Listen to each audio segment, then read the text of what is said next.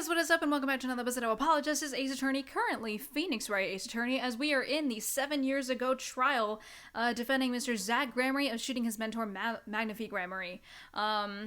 We cross-examined Detective Gumshoe, found out just basic facts of the case, and then we found out that both Zach and Valent were called to the room that night. Both ordered to shoot Magnifique in the forehead. I don't know why he would have ordered both of his disciples to do that when he ordered them at two different times, but whatever. We are now hearing from Valent who shot the clown doll in the corner and who actually shot Magnifique. Alright, here we go. I arrived in the hospital room at the appointed time, which is to say 11:20 p.m. After discovering the body, I fulfilled my obligation, then called in the doctor. The doctor examined the body before the police arrived. He was quite clear about the time of death, 11:10 p.m., and the one in the room at the time was my partner, not me. Those times are rather close, you have to admit. You're talking about an alibi established over a matter of minutes. To use a 10-minute discrepancy as the basis of your alibi is easy to explain in this situation here, Judge.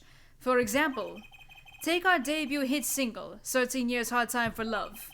Cue to the song, press the play button, and it will play for 2 minutes 15 seconds.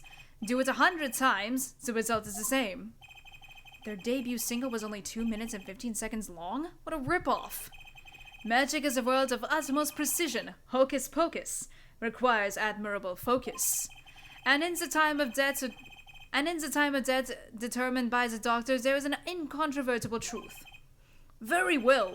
The prosecution warns us that we're dealing with rather precise times, and we can expect that the cross-examination to require the same level of precision. I would hope the defense refrains from its customarily broad, sweeping accusations, lest we blur the focus this case so clearly demands. Point taken. Baseless remarks will result in a penalty. Carry on, Mr. Wright. Carry on. Right. Alright, so we got penalties this time. Oh no.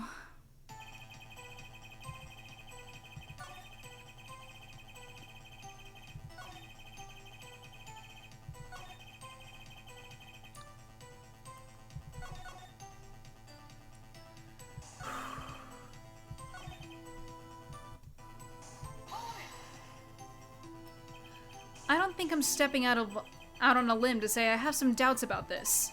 How could the doctor be so precise with the time? We do usually only get an estimated time of death, true.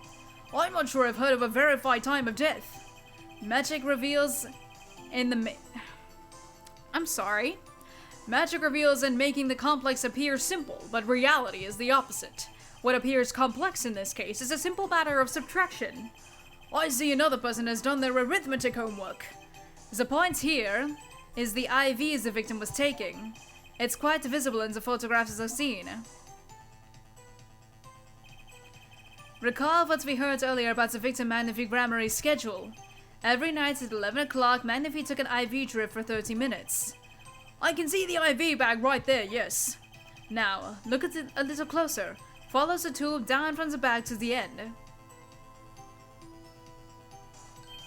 Oh! The needle's been removed! Doubtlessly, it fell out when he was shot. That would seem to be the case. When the needle comes out, the IV no longer drips. You could just measure the remaining IV liquid. Precisely. The IV liquid functions for our purposes as an hourglass of sorts. This is how the doctor determines the time of death. From the amount remaining in the bag, it was determined that the IV had stopped 10 minutes after the administration began. And so it was, when I, Valent, entered that room. 10 minutes had passed since that horrible crime was committed. And this is proof. Well, Mr. Wright. Does that seem important?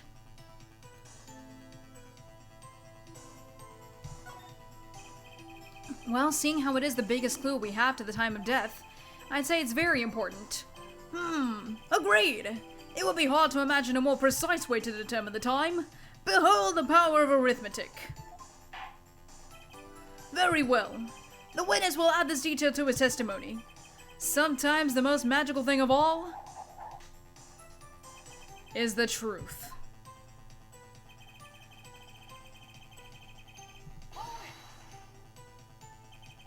Did you notice the IV yourself by any chance?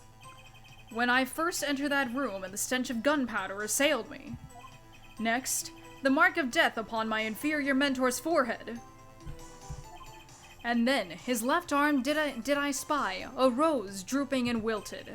Its thorn, the discarded IV needle. Knocked from the vein by the force of the shot, luckily for you. If that IV had not been there, why, you might be a suspect. Indubitably so. I might say it's thanks to my lucky color. Your lucky color? Indeed, even today I wear it proudly upon my suspect self. For it always, without fail, brings me luck. Why, when Zack and Valent won their first Magician's Grand Prix, yes, the very one held by the Associative International Magicians, it's hard to speak. I was adorned in this attire then too, and our trophy, a bust. Ah, what a day that was. This is one trip down memory lane no one needs. My lucky color, yes indeed, and that IV too. I say I think it was hued especially for me, Valent. That does seem to be the case indeed. Well, Mr. Wright, any thoughts on this testimony? Valent sure looks happy with himself. Okay, how about this lucky color testimony? It certainly sounds like your lucky colors brought you plenty of luck, but not this time. Mr. Valent, your lucky colors betrayed you. I'm afraid you've lost me. Your Honor, the witness's testimony just now clearly contradicts the evidence. What? Please recall my warning at the beginning of this cross-examination, Mr. Wright. Baseless accusations will be duly penalized. I do hope this latest accusation is well-based. Don't worry, I got all your bases right here. Very well, let's hear the defense's claim. Where is your evidence that contradicts what Mr. Valent has told us? Do we have the IB bag? We do not. We have this. The crime scene tells all, Your Honor. The photo of the crime scene? All this talk of color has me yearning for black and white, clear-cut simplicity. Tell us, Herr Wright, just where is this contradiction in the photo? My pleasure. And I assure you, it's quite simple. But I can't promise anything in black and white. Let's hear what Mr. Wright has to say. What in this photo contradicts the witness's testimony? The frickin' IV bag. Valent Grammary, let's get one thing straight about your lucky color. It's yellow, yes? Kinda takes the mystery out of it, but yes. Something wrong with yellow, Mr. Wright? Yes, there is. Decisively wrong, in fact. Take another look at the photo of the crime scene. What's this? Confusion, doubt. Tell us, what do your elderly eyes spy? Even my elderly eyes can see a problem here, Mr. Valent. Look at the IV bag. What is this? What? Foul mag? It would be hard to call the IV liquid yellow, and I'm afraid no magic was involved in the taking of this photograph. Look. Alaka, no!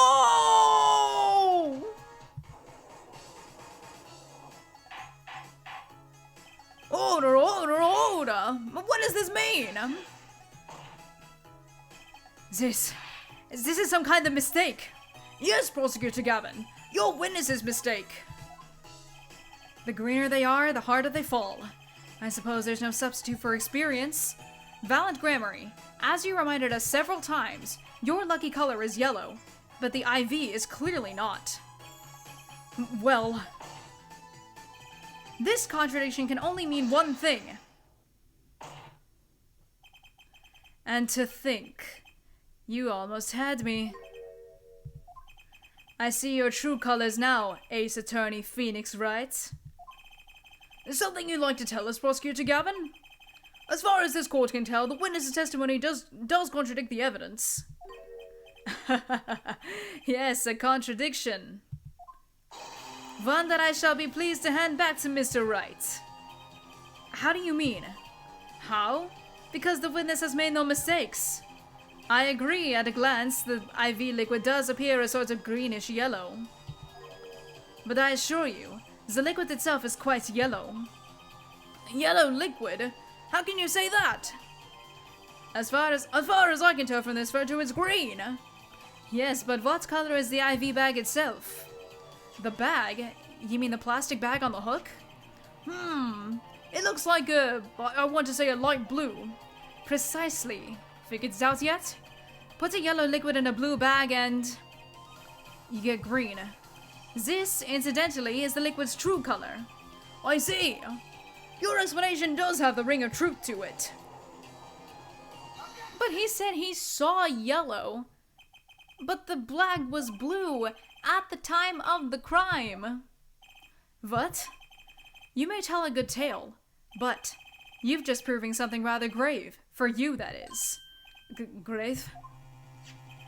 The liquid in the IV is yellow, yes. But how did this witness know that? It's quite unnatural when you think about it. You did think about it, didn't you? Your Honor, the defense requests an explanation from the witness. At the scene of the crime, the IV liquid appears to be green. So let me ask, how did the witness know the IV liquid was actually yellow?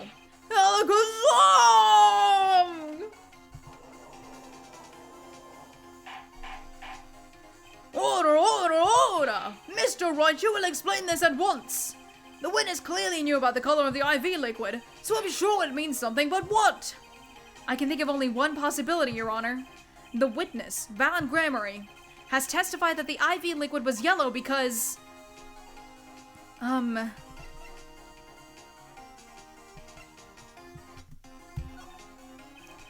the facts before us, the answer is clear. The witness knew that the IV liquid was yellow. Why? Because he'd seen it before. But not inside the blue bag we see in the photo. He saw the liquid by itself, in a clear, colorless bag. I suppose he would have had to, but I'm still not clear as to what this all means. Ask yourself, why would he know if he didn't work at the hospital? That's where you'll find your meaning, Your Honor. I'm afraid I find nothing, so what if he knew the IV liquid's color? Leave the getting excited over absolutely nothing to our teeny bopper fans, yeah? The IV liquid is the only evidence proving the time of death. A 30-minute hourglass with 20 minutes worth of sand remaining. Your claim, Prosecutor Gavin? I remember it well. However, there's a critical difference between an hourglass and an IV bag. Wait, I know! An hourglass uses sand, but an IV bag uses liquid. I'm right? Yes. As much as it pains me to say this, Your Honor, no. Oh. I'm dumb then. Sorry, I'm as dumb as the judge. At which point, like magic, it disappears. However, what if the amount of IV liquid had increased? You couldn't tell, could you? After all, there's no way of knowing how much went in. Let me get this straight here, right? You're saying the witness watered down the victim's IV bag? Not with water, but with IV liquid. That's how you knew the IV liquid was yellow. And now wait! I said wait! How might an amateur such as myself essay to perform such a task? I'm an amateur too, but I can pour water into a cup. I'm afraid there's quite a big difference between a cup and an IV bag. Quite. Can you prove our witness is capable of such a feat? He has a point, amateurs. I, at least, would have some difficulty pouring an IV liquid into that bag. You don't need to be an expert to see the look on the witness's face. He added liquid to that IV to throw off the time of death. I tire of these fairy tales lacking evidence. Well, Mr. Wright, any solid evidence to bring us back down to earth? Valen Gramery, I'm afraid your magic won't serve you well in a life of crime. Might I ask what you're strongly suggesting? Magic relies on props, and props become evidence. Our witness was certainly able to increase the amount of IV liquid in the bag. All he had to do was work a little magic, and the prop was... a syringe? The victim's syringe? It's the perfect prop for the magically increasing IV trick, and easy enough for an amateur to use. What kinds of evidence is that? The syringe was clean, not a trace of liquids in it. And don't you find that odd, Prosecutor Gavin? What? The victim had the syringe to administer his insulin shots. There should have been traces of insulin left inside. Well, Valid Grammary, as you pointed out yourself, the IV liquid makes the perfect clock. One that you can manipulate at will. Alakazam!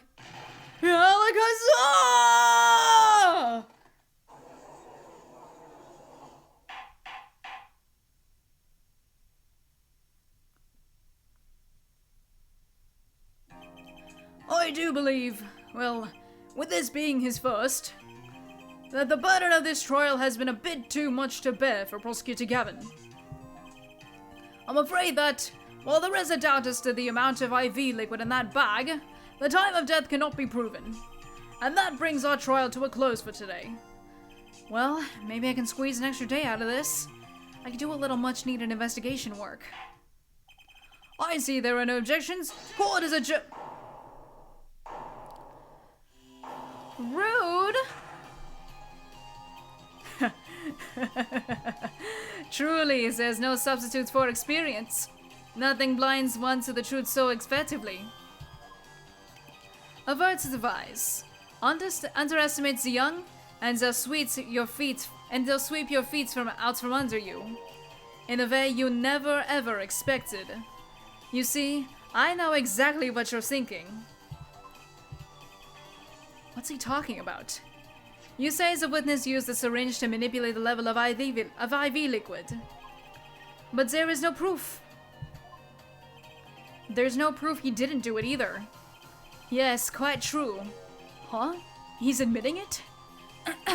Nor was this witness quite as decisive as I'd hoped. This, I admit. After all, why linger in the past when the future holds so much? You have something in mind, Prosecutor Gavin? Proof, Herr Judge. I have another way to prove my case.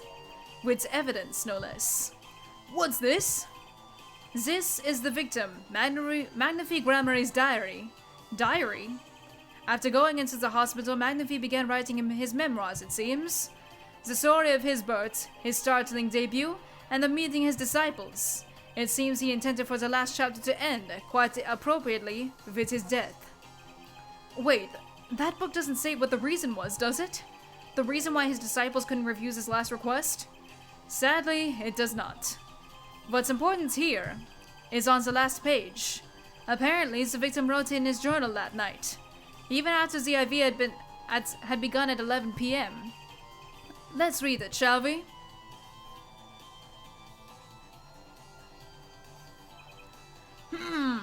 This does appear to have been written just before his death. The court accepts this into evidence. Reads the very last part with particular care. This journal may end here or it may go on, but not for long. That depends on his hand. Of course, by his, he refers to our defendant, Zach Grammary.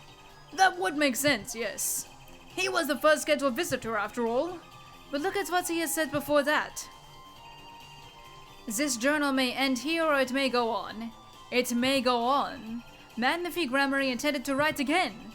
That is, if Zach Grammary didn't pull the trigger. I see the defense understands the meaning of this. The victim's diary does not go on. It ends. Because Magnifi's life was brought to an end by the defendant, Zach Grammary. But there was a page torn out. Are you certain that Magnifi Grammary wrote this? There is no mistaking his handwriting. Well, this does seem to be significant. According to this, Magnifi did intend to continue his diary. Yet if his diary ended here, which plainly it did, then the one who pulled this trigger was the first visitor, Zach Grammary. Well, how do you like me now, Herr Wright? Still too green for your tastes, He's right about the diary being pretty clear. Still, I find it hard to believe that he'd overlook such an obvious problem with his previous evidence. Precious evidence, sorry. Well, Mr. Wright, the witness's testimony we heard was lacking. but put together with this evidence, it seems quite sufficient for a case. If the diary is accepted like this, the trial's over. Maybe it's time for me to show them something.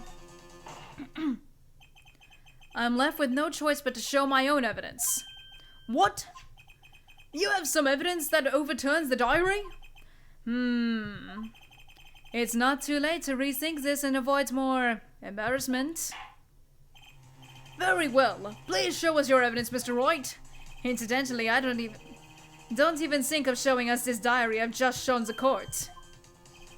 Now that we've come this far, I hope you have something a little more decisive. Show us evidence that proves the victim continued writing his diary. Alright, I'd be happy to. The decisive evidence proving that the diary didn't end with this page is the freaking notebook page, right? I suppose, yeah. First, take a close look at this diary. Note that a page has been clearly ripped out. What's this?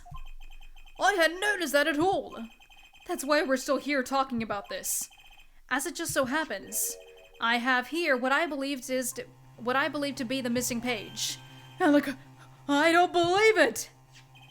Looking at this page, it's hard to imagine that the first visitor that night shot Magnifi Grammary. That's the defense's position. Wait, let me see that!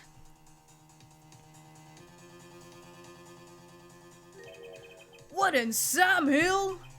Why, this is the continuation of the victim's diary!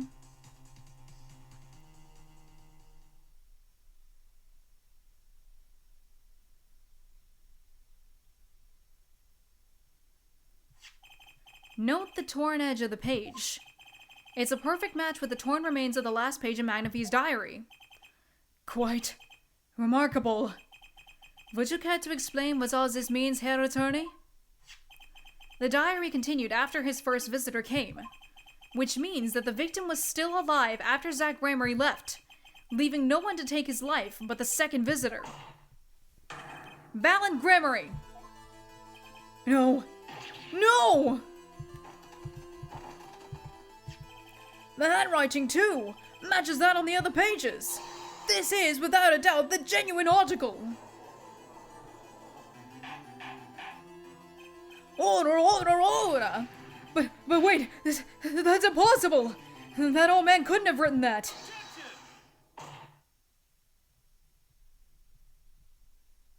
Huh? Finally. You just couldn't resist, could you, Herr Wright? Resist what? Presenting solid evidence? Herr Judge? Yes, Prosecutor Gavin? Might I request we put the current cross-examination on hold? The prosecution would like to call a new witness. But Prosecutor Gavin, this evidence overturns the current witnesses. I asked to only put it on hold. Please. My new witness has a very, very important piece of testimony to give. 5 minutes. No more. I promise, Your Honor. Well, if you put it that way. Mr. Wright, what's your take on this? Well, Your Honor, judging from this enthusiasm, we'll have to hear this new testimony sooner or later anyway, so it might as well be sooner. Then, though this is highly, highly irregular, we will put the current cross-examination on hold. The witness may step down. Now, Prosecutor Gavin, please bring this surprise witness to the courtroom. I had a bad feeling just then. That ripped out page was too obvious. He must have known. And I should have known it was a bad sign all around.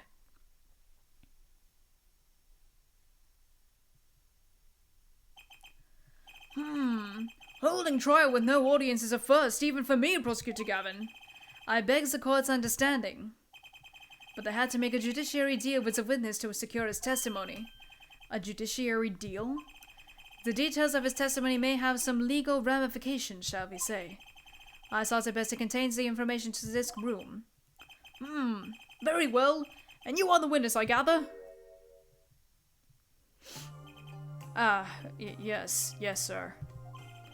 State your name and occupation for the record. My name's Drew Misham. I'm a painter. A painter? And you are somehow related to this case? No, well, not per se. I have one simple question for this witness. Mr. Misham, was it? Do you know what this is? Oh, yeah. I know it well. How's that possible? Have you seen this diary page somewhere before? Oh, yeah, I mean, I made it. You... what? You made it? Yes. You might call it one of my works. The regional prosecutor's office received a tip-off yesterday. Illegal evidence has been prepared for the trial of Zach Gramery. Illegal evidence? I initiated an investigation and found this witness. A painter to the world at large, Drew Misham has another side, you might say. He is skilled in making perfect reproductions of certain things. Forgeries, in other words. Forgeries?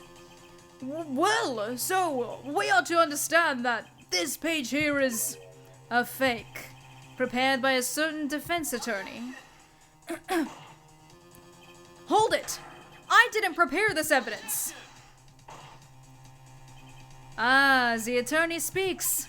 Something about this page, I presume, but what is he saying? It makes no sense. After all, it was you who presented this evidence to us, Phoenix, right? Witness! Mr. Misham, was it? Who requested this forgery? Who was your client? That... I don't know. What? Most of my clients prefer to remain anonymous, even to me. I make the items they want and receive my payment. That's the extent of my contact with them. But there's no proof this is a fake. It's a fake. Huh? To avoid just this sort of problem, I always put a special mark on my works. I can say, without a doubt, this is mine. Oh no.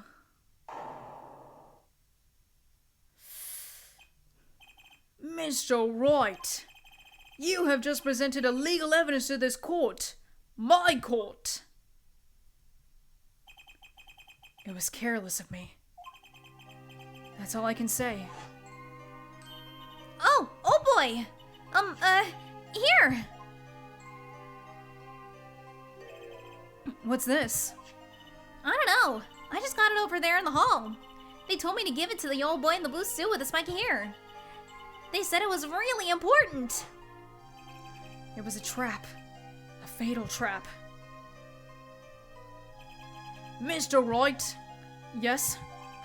Do you have an explanation for yourself? If I did, would the court hear it? Probably not. Forging evidence is a serious crime, and presenting it in court, a serious mistake. A fatal mistake for an attorney. Fatal too, perhaps for your client, I fear.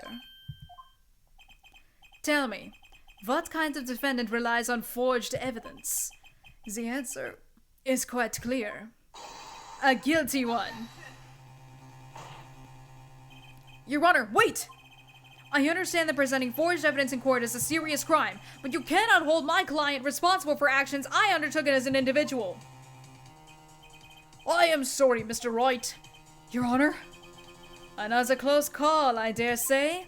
If the prosecutor's office hadn't received that hot tip, everything would have gone the way you wanted it to, yeah? I even gave you a chance. Too bad you decided not to think before embarrassing yourself. I see no need for further discussion on this matter. Special witness dismissed. And so are we. Mr. Attorney? Yes? Could I ask your name? Phoenix Wright. Mr. Wright. I have seen and studied many people, but none like you. I'll remember you, Mr. Wright.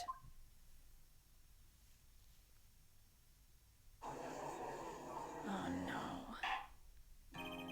Though I deeply regret having to declare a verdict in this way, this trial is over. You have the right to find a new attorney and make an appeal. However, this court must... Your Honor? Yes, Mr. Zack? There is one thing I wish to make clear. Today, in this courtroom, you cannot declare me guilty. It is impossible. I'm afraid the defendant is quite mistaken. I most certainly have the authority to declare a verdict on you. Except, tell me, how do you plan on announcing your verdict when your defendant does not exist? Doesn't exist? What are you talking about? I am talking about this! Mr. Enigmar! The defense has escaped! Find him, quick! Bailiff, close all exits from the building! Oh, the devil! He must not be allowed to escape! That day, in that courtroom, a miracle occurred. The defendant, Shady Enigmar, aka Zach Ramery, did not just escape from the court. He literally, unbelievably, vanished. Right before the bailiff's eyes. No one ever saw him again. Not since that day. This is the Grammary miracle!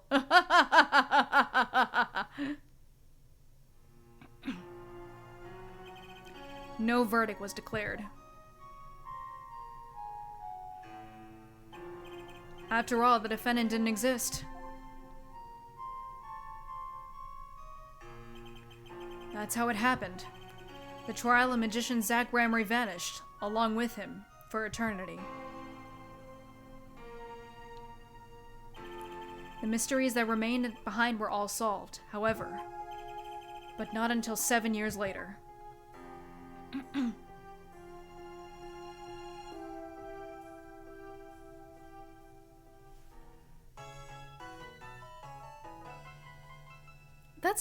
That's a weird way to end a trial.